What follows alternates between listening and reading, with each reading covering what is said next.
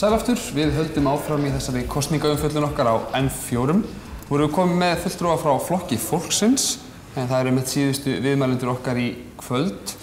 Þau eru komin hingað Sigurveig Bergsteinsdóttir og Ólafur Snævar Ögmundsson. Velkomin, oddvitar í kjördæmanum, Sigurveig í norðaustur og Ólafur í norðvestur. Nú Flokkur fólksins að bjóða fram í fyrsta sinn.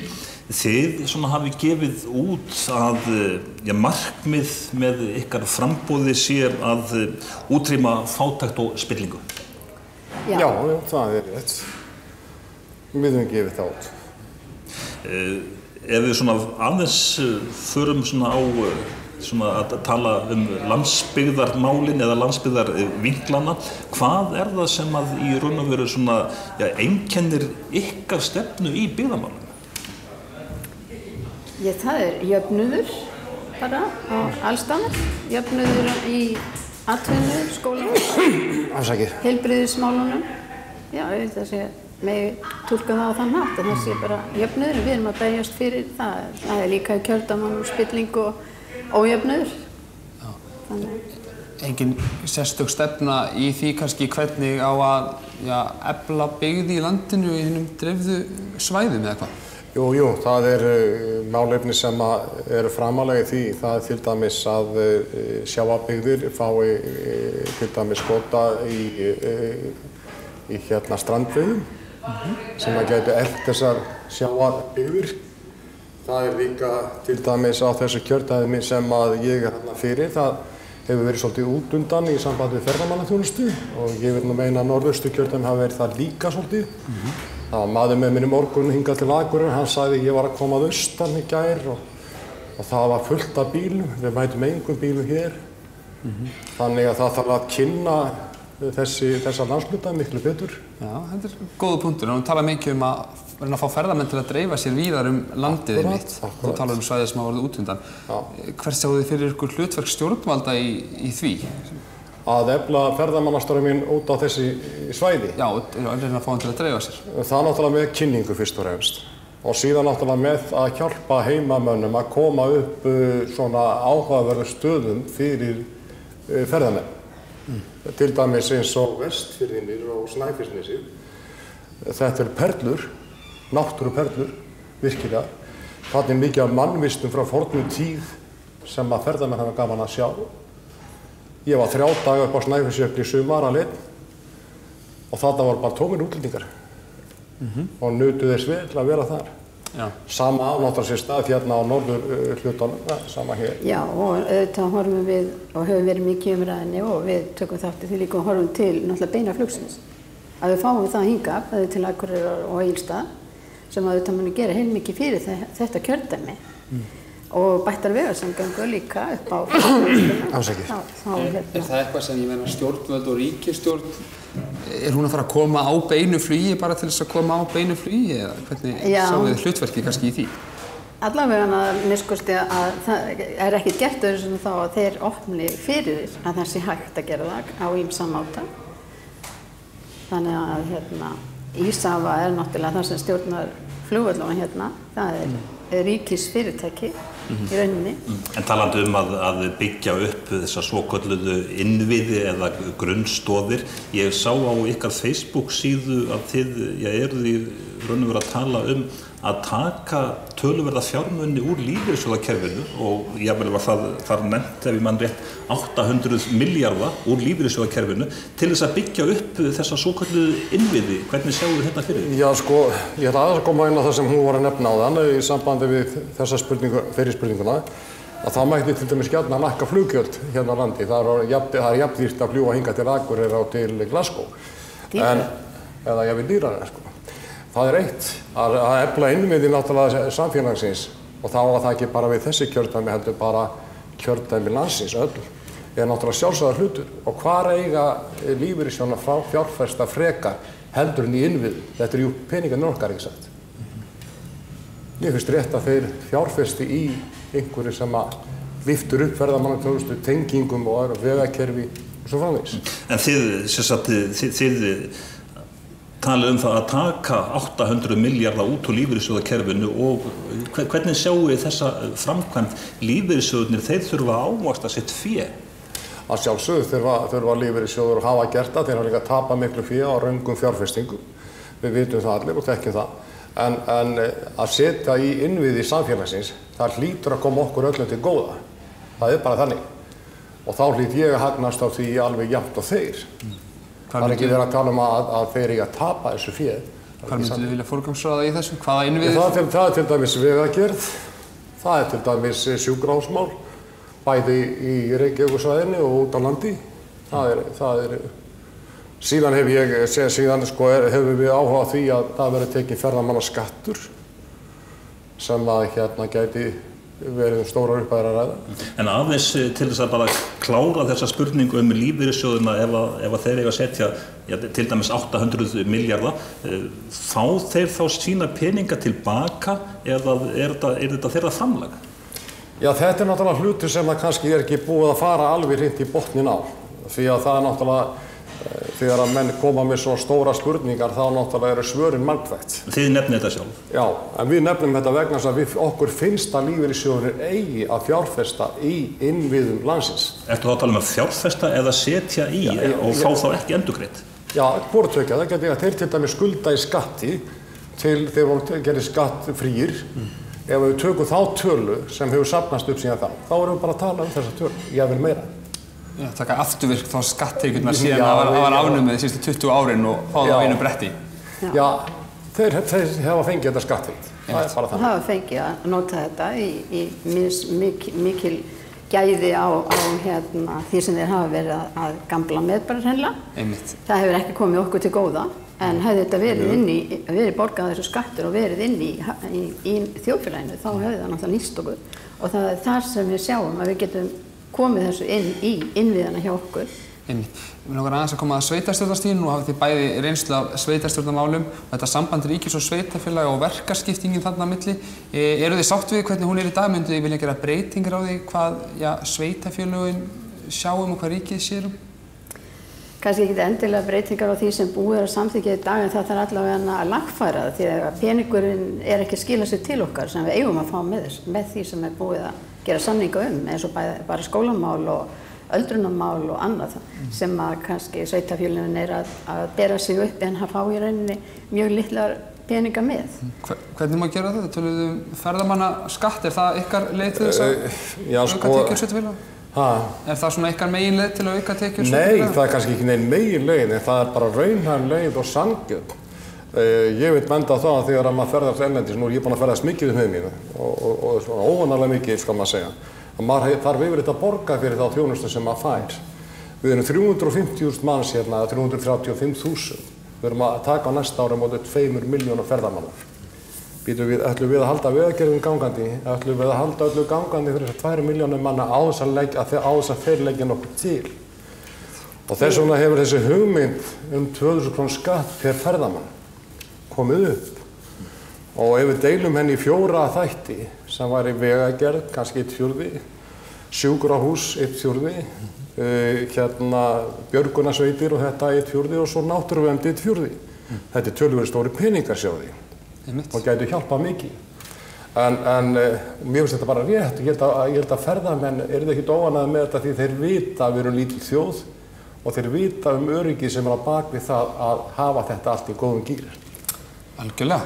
Áður en lengra er haldið þá skulum við fara hér í hraðaspurningarnar. Þið eru með spjöld fyrir framan ykkur, já og nei, og við berum upp spurningarnar og þið bara réttið upp sem sagt jáið ef að það er ykkar svar. Eru þið klár? Já. Já, við reynum að vera það. Munt þú beita þig fyrir því að ríkið finni leiðir til að niðurgreiða innanlandsflug? Munt þú beita þig fyrir fækkun sveitarfélaga á Íslandi? Telur þú að allir Íslendingar eigi að hafa jafnt aðgengi að heilbrigðisþjónustu? Munt þú beita þig fyrir því að orka sé einungis nýtt á því svæði sem hún er framleidd? Vilt þú að sveitarstjórnin hafi óskorað ákvörðunarvald í skipulagsmálum? Munt þú beita þig fyrir því að fjölgun ferðamanna verði dreifðari allt land? Munt þú beita þig fyrir því að háhraðatenging sé möguleg öllum íbúðum landsins? Á flugvöllurinn að vera áfram í Vatnsmýrinni? Telur þú að hækka þurfi styrki til landbúnaðar á Íslandi? Á atkvæðavægi að vera jafnt milli allra landsmanna? Og munt þú beita þig fyrir eflingu háskóla utan höfuðborgarsvæðisins? Og telurðu að breyta þurfi kvótakerfinu í grundvallaratriði? Já, þá erum við búin að fara yfir hraða spurningarnar. Þið voruð sammála að það eigi að nýta orkuna þar sem að hún í raun og veru framleidd. Já. Svo sannarlega. Ef við tökum til dæmis bara svona nærtækt dæmi, eða nærtækt dæmi, það til dæmis Blönduvirkjun. Hvað myndi það þýða ef að ykkar hugmyndir myndi ná fram að ganga? Þetta nú dálítið erfið spurning, sko. Hvað það myndi þýða sérstaklega með Blönduvirkjun? Það myndi þá væntanlega þýða það að það rafmagn það færi ekki á Bakka? Nei, til dæmis. Það gæti þýtt það, já. En svo, þegar þú minnist á Bakka, sko, ekki eitthvað sem nær Bakka heldur en Þeistareykir. Þá bendi ég á að það mikið heitt vatn og heitar lindir rétt fyrir utan sjávarmáli, sko. Það eins og menn stoppa alltaf upp á landi. Það eru heitar lindir hérna rétt fyrir utan, ef maður rétt utan Húnaflóan. Það ekki rétt hjá mér? Ekki Húna. Ertu tala Bakka, Húsavík? Nei, Húsavík, fyrir utan Húsavík. Skjálfandafljótið, ekki? Já, ekki heitar lindir þar úti. Jú. En þið eru sammála að flugvöllurinn eigi að vera áfram í Vatnsmýri? Svo sannarlega, og neyðarbrautin á að vera inni líka. Já, það bara lífsspursmál að við fáum að hana. Sáðu mitt á heimasíðunni ykkar, talið að leita allra leiða til að tryggja einmitt að flugvöllurinn verði áfram þar. Já, flugvöllurinn þýðir öryggi landsmanna. Einmitt. Hvaða leiðir sjáuð ykkur fyrir ykkur ef þið kæmust í áhrifastöður til þess að halda þegar nú hann á hraðri ferð í burtu? Hvernig reyndar það, já, að hraðri leið í burtu. Það var komið upp hugmyndir breytingar á flugbrautinni sem kannski eru virkjanlegar og í lagi. Margir tala að fara í Keflavík með þetta og opna braut þar. Mér finnst það nú heldur langt farið miðað við það að aðalsjúkrahúsið okkar þarna alveg við hendina. Þannig að í stöðinni svo mér finnst þetta bara að vera frumhlaup. Þetta verið að hlaupa tóma vitleysu þarna á þess að hugsa málið til mergjar, skilur. Það eru reyndir flugmenn eins og til dæmis Ómar Ragnarsson og svo allir okkar sjúkraflugsmenn, þeir bara benda á þetta. Þetta braut sem að þarf í neyðartilvikum að nota. Og það neyðartilvik, sjáðu. Það ekki tilvik þar sem þú getur farið til Keflavíkur og Kyrrslótt Reykjavíkur og svona, sko. Þið myndu vilja hlutast til þetta og taka þá fram fyrir hendurnar á Reykjavíkurborg þessu skipulagsmáli og... Já, við vildum hlutast til þess að Reykjavíkurborg fari að hugsa sitt mál betur. Ég vildi meina það. Hvað segir þú, Sigurður, bara svona í þessum pælingum, komið bil á milli höfuðborgarinnar og svo landsbyggðanna? Það virðist vera svo. Og sérstaklega náttúrulega í þessu þá sjúkraflugs- og neyðarbrautarmálum mikið. Og svo líka bara, við tölum þá bara fargjöldin eins og hann benti réttilega á, að það ekki verið að gera landsmönnum auðvelt fyrir að komast til höfuðborgarinnar okkar. Þetta mjög dýrt fyrir bara venjulegan mann að skjótast og ef þú bráðnauðsynlega þarft að fara með stuttum fyrir að það skuli bara kosta þeim 50 til 60.000 í þessu kjördæmi að koma þér í flugi til Reykjavík. Þetta bara gengur ekki svona, sko. Það verður eitthvað að gera í þessum málum. Það finnst mér bara absolutt og við erum alveg með það hjá okkur líka, sko. Já. Og það er mikil búbút fyrir, tel ég, í þetta kjördæmi eins og að geta flogið bæði frá Akureyri og Egilsstöðum á bara þokkalegu verði. Það bara geta gert mikið fyrir fólkið. Já, en þið viljið breyta því að atkvæði verði jafnt milli allra landsvæða, ekki satt? Já, það ekki bara samkvæmt stjórnarskránni þannig að það eigi að raun og vera jafnt. Það bara gildir bara eitt atkvæði, hvar sem það er, hvort það er á Raufarhöfn eða í Reykjavík. Og segja það að það sé bara, manni finnist að vera rétt í mátinn. En einhver út á landi kannski kemur til með að segja, þið viljið þá sem sagt fækka þingmann út á landi? Nei, það er ekki staðan. Það er ekki verið að tala að fækka þingmannum. Það var nefnt að kom bíl á milli Reykjavíkurbúa og landsbyggðarinnar. Ég nú benda það að nánast flestir Reykjavíkurbúar eru landsbyggðarfólk sem flutta í Reykjavík. En aftur á móti þá er kannski bíl á milli þeirra sem stjórna Reykjavíkurborg og þeirra sem út á landi. Það er önnur saga, sko. Og ég held að Reykjavíkur fólk eða Stór-Reykjavíkursvæðinu vilji landsbyggðinni bara allt vel. Þannig að ég veit ekki hvort að þetta en jöfnuður þarf að vera og hvað er jöfnuður ef hann ekki eitt atkvæði bara það sem er. En nú það náttúrulega þannig að atkvæðin út á landi gilda meira. Það eru færri bakvið hvert atkvæði hérna til dæmis í ykkar kjördæmum. En þið myndu vilja breyta því og jafna þessu þannig að það væri bara jafn milli höfuðborgar og landsbyggðar þrátt fyrir þetta bil. Ég veit ekki hvort maður myndi alveg vilja slétta það út. Það svolítið kannski stórt skref. En að breyta kannski, og þannig auðvitað þarfum við alltaf að vera í þeim hjólförum að vilja breyta hlutunum á einn eða annan hátt, því þannig þróast samfélagið fram á við. En ég vil ekki segja að ef að landsmönnum finnst, landsmenn eru náttúrulega að fá að ráða líka sko, en þeim finnst þetta ekki rétt, þá bara segi þið til. Sjávarútvegur mikilvægur á landsbyggðunum. Ég sögðust bæði vilja breyta kvótakerfinu, svona hverjar eru ykkar helstu stefnumáli í þeim efnum?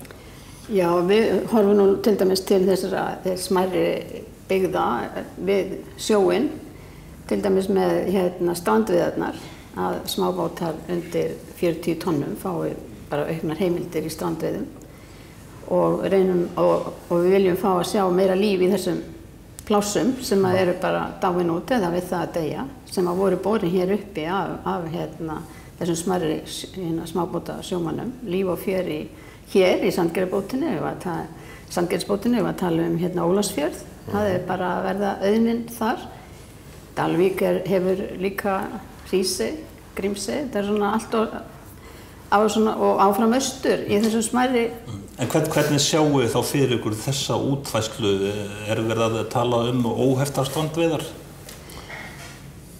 Nei, það náttúrulega ekki það kannski sem, nei, ég myndi nú alls ekki segja að það væri óheftar, heldur sem sagt að þeir, já, kannski þú, já. Ég nú búinn að stunda sjómennsku frá því ég var 13 ára og ég hef held ég fiskað allt í kringum landið. Að ég held að byrjunarskrefið það bara auka kvótann og sú aukning bara til strandveiðiskipa, eða strandveiðibáta sko. Og nágrannaþjóðir okkar hafa ákveðnar reglur sem að segja sko, ok, þú mátt fara á fiska ef að báturinn ekki stærri en 6 metrar og þú ert ekki með fleiri en 3 veiðarfæri í sjó í einu. Það til alls konar svona reglur sem við getum lítið á og hort til. En ég man það hér áður fyrir árum þegar ég var hér á Halamiðum að það voru hundruð erlendra togara að veiða og ég veit náttúrulega í dag eru íslensku togarar ákaflega afkastamiklir og hrínir en ég held þeir hafi nú ekki náð því striki sem var fiskað hér á árunum kring 1960 til dæmis. Þannig að auka kvótann til að byrja með einhverja x tonn og bara leyfa mönnum í sjávarplássum að fá þetta bara trillukallar. Einmitt. Takk fyrir það. Mér langar að lokum að spyrja ykkur aðeins öðruvísi spurningar. Við höfum verið að biðja frambjóðendur að ímynda sér að þið séu kannski hálfgerðu atvinnuviðtali. Þið eru náttúrulega í atvinnuviðtali í rauninni. Við hugsaðum aðeins út fyrir flokkinn. Af hverju ætti kjósendur að kjósa ykkur persónulega? Byrjum á þér, Sigurveig. Já, ég ekkert kannski, bara fyrir það sem ég hef staðið í mörg ár. Ég veit nú ekki alveg hvernig ég var að svara þessu. En ég, svo sem hefur reynslu, eins og við segjum, að sveitarstjórnarmálum. Ég hef verið þar hér á Akureyri inn í stórum nefndum, í félagsmálum og félags- og fjölskyldumálum, skólamálum. Fyrir utan það nú síðust ár hef ég verið formaður mæðrastyrksnefndar. Þannig að ég er fyrrverandi formaður mæðrastyrksnefndar. Þar hef ég komið að mæðrastyrksnefnd og jólaaðstoð. Þannig að á þessu svæði þekki ég mjög vel hvernig fólk hefur það og hefur haft það og hefur það í dag. Þannig að miðað við stefnu flokks fólksins þá tel ég mig eiga alveg fullt erindi í þetta starf ef við köllum það. Einmitt. Já, þú meinar ég sé atvinnu, já, ég er... Hvers vegna eigum við að ráða þig? Hvers vegna eigum við að ráða þig? Já, það nefnilega mér það. Jú, ég held ég hafi góða lífsreynslu að baki. Til dæmis þá var ég búinn að vera yfirmaður erlendis í 15 ár með fólk á ólíkum þjóðartegundum og ólíkum trúarbrögðum. Þetta hefur gengið vel. Ég hef þurft að sætta fólk, ég hef þurft að hjálpa fólki, ég hef þurft að bera saman ólíkar skoðanir, finna þær saman og reyna að finna út úr því réttan og góða hluti. Ég starfaði fyrir Svía og Norðmenn, var yfirvélstjóri á Chemical Oil Tankers sem heitir. Ég held að ég hafi reynslu í að tala við fólk. Ég er skólaður frá Sjálfmennskólanum í Gautaborg sem yfirmaður til að geta tala við fólk. Þannig að pólitísk reynsla mín ekkert svakalega mikil, við skulum ekki fara að tala um það. Ég studdi hann Albert Guðmundsson á sínum tíma, það var góður vinur minn og ég var í stjórn Borgaraflokksins. Síðan var ég með honum Adda Keta Gauju sem kallaður hér fyrir vestan í Frjálslyndarflokknum. Og þar var ég svona aukafulltrúi fyrir menntamálaráð og Vesturbæjarráð. Og svona, það nú mín mesta reynsla í sambandi við pólitík, sko. Og svo erum við bara líka, ef maður aðeins, svo erum við bara tilbúin að láta gott á okkur leiða og berjast fyrir þá sem berjast fyrir þessum jöfnuði og spillingu og eitt fyrir alla og allir fyrir eitt. Þakka ykkur fyrir komuna, við setjum punktinn hérna. En við þökkum fyrir okkur í dag og næsta föstudag verðum við líka á pólitískum nótum en þó svolítið léttari nótum, sjáum til hvernig það verður. En sem sagt, þessum pólitískum yfirheyrslum lokið og við þökkum fyrir okkur og kveðjum héðan frá veitingahúsinu Strikinu á Akureyri. Verið sæl.